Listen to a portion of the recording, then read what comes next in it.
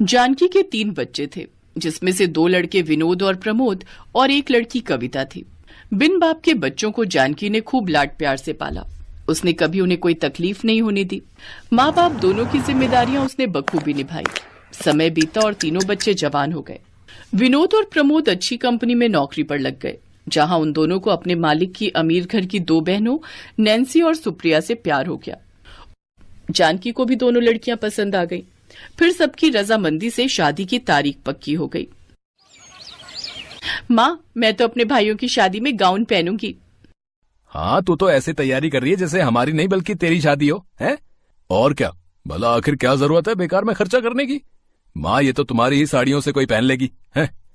आखिर तुम दोनों भाइयों की इकलौती बहन है, इतना तो इसका हक बनता है। फिर जानकी ने अपने पैसों से कविता के लिए गाउन बनवा दिया।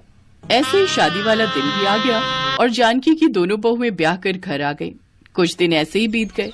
एक रोज, बस अब जल्दी से अपनी बेटी के हाथ भी पीले कर दूं तो मैं अपने सारे फर्ज से मुक्त हो जाऊंगी। वैसे भी मैं अस्थमा की मरीज हूँ, न जाने कब क्या हो जाए।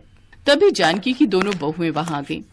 अगर दोनों माँ बेटी की खुसुर फुसुर खत्म हो गई हो तो घर के कुछ काम कर ले, और नहीं तो क्या, अब हम दोनों सारा दिन किचन में रहकर खाना बनाएंगी क्या? ना बाबा ना, हमसे तो ना होगा ये। चल कविता, रसोई में बर्तन रखे हैं, उन्हें धो दे, फिर खाना बना ले जाकर। इस तरह दोनों अमीर घर से आई बहुएं सास ननद से घर के काम करवाने लगी। दोनों बड़े घर से आई थी, लेकिन फिर भी उनके मन में लालच भरा हुआ था। सुनिए जी, ये माँ जी कविता को कुछ ज्यादा ही प्यार करती हैं। अब कल की ही बात लो, माँ जी ने अपने सोने की बालियां कविता को दे दी। मुझे तो डर है कहीं एक दिन वो ये घर भी उनके नाम ना कर दे। और क्या, वैसे भी किसी के मन में कपट आते कहाँ देर लगती है। दोनों बीवियों ने अपने पति के मन में बीज बो दिया। फिर क्या था, अगले ही दिन विनोद और प्रमोद वसीयतनामा लेकर अपनी माँ के पास पहुंच गए। माँ, इन पेपर्स में साइन कर दो। कैसे पेपर्स और क्या लिखा है इसमें? यही कि आपको कुछ हो गया तो आपकी ये सारी प्रॉपर्टी हमें बढ़ जाएगी। अपने जीते जी तो मैं ऐसा नहीं करूंगी। माँ, आप मेरी चिंता क्यों कर रही हो? और वैसे भी अभी तो मैं पढ़ ही रही हूँ। आप ये घर बेझिझक होकर साइन कर दो। अपनी बेटी की बात मानकर जानकी ने वैसा ही किया। लेकिन अब तो जैसे नैन्सी और सुप्रिया का सपना पूरा हो गया। एक रोज दोनों भाई ऑफिस के काम से शहर से बाहर गए होते हैं और कविता की दोनों भाभियां किट्टी पार्टी में गई होती हैं। तभी अचानक जानकी की तबीयत खराब हो जाती है। दोनों भाभियां फोन नहीं उठा रही, अब क्या करूं? माँ, तुम चिंता मत करो, मैं तुम्हें अभी अस्पताल लेकर चलती हूँ। कविता बाहर ऑटो ढूंढने जाती है, लेकिन जब तक वो वापस आती तब तक जानकी दम तोड़ चुकी थी। अपनी माँ की मौत के सदमे से कविता को बहुत गहरी चोट पहुंची थी, लेकिन अभी उसका दुख दूर नहीं हुआ था कि उसकी दोनों भाभियों ने वो कर दिया जिसकी उसे उम्मीद नहीं थी। नहीं भाभी, मैं इस घर को छोड़कर कहीं नहीं जाऊंगी। इस घर में मेरी ये माँ की यादें बसती हैं। लेकिन तुम्हें हमारे साथ ये घर छोड़कर जाना ही होगा, क्योंकि हमने ये घर बेच दिया है। तुम ऐसा कैसे कर सकती हो भाभी? नहीं, मैं अपने रहते इस घर को नहीं बेचने दूंगी। इसके अलावा तुम्हारे पास कोई ऑप्शन भी नहीं है, क्योंकि माँ ने ये अपने दोनों बेटों के नाम कर दिया था।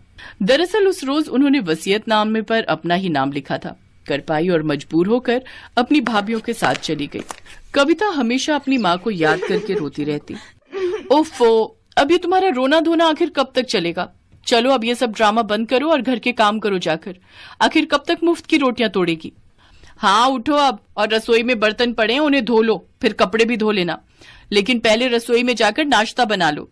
अगर मैंने इनकी बात नहीं मानी तो ये दोनों मुझे घर से निकाल देंगी, फिर मैं कहाँ जाऊंगी? अब कविता सारा दिन घर का काम करती और जब समय मिलता तब आधी रात को पढ़ने बैठती। एक दिन घर में विनोद और प्रमोद की बिजनेस पार्टी थी। उसमें क्लाइंट्स के साथ उनकी वाइफ भी आई थी। सारी तैयारी कविता ने अकेले कर ली। तभी पार्टी में एक औरत ने नैन्सी से पूछा, ये लड़की कौन है नैन्सी? ये हमारी नौकरानी है। ये सुनकर कविता को बहुत बुरा लगा और वो बिना किसी से कुछ कहे उस घर से चली गई। लेकिन उसे कहीं ठिकाना नहीं मिला, इसलिए वो फुटपाथ पर रहने लगी और भीख मांगकर अपना गुजारा करती, साथ ही अपनी पढ़ाई भी करती। समय बीतता रहा और एक दिन उसकी मेहनत रंग लाई।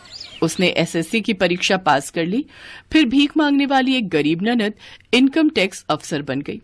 ऐसे ही समय बीता। एक रोज, हे राम, हम लुट गए, बर्बाद हो गए। क्या हुआ? ऐसे क्यों चिल्ला रही हो?